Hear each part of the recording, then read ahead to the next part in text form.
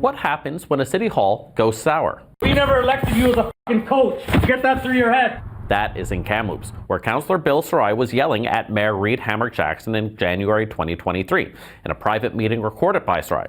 The problem for him was that he didn't tell the mayor he was recording the meeting, and when media got a hold of it, implied he didn't make it. I made a spur-of-the-moment emotional decision, and I regret it now. At the end of the day, it was a mistake. Last week, an independent investigator found Sarai breached the code of conduct and his oath.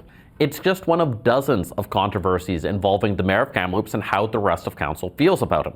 And if we were to list all of the stories, this would take 10 minutes.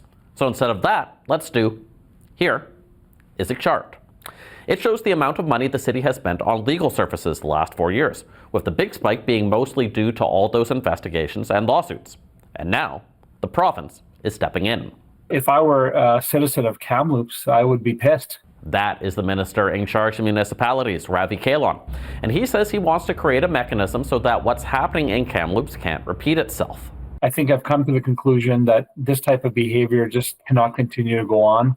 It undermines our democracy. It is our goal to have something in place before the next election. And the reason for this is not just Kamloops. Over the last 3 years, a number of communities across BC have been mired in dysfunction, often devolving into lawsuits and investigations between mayors and councillors. But there's no way to recall local politicians in BC, and a majority can't force an early election, like in provincial or federal politics.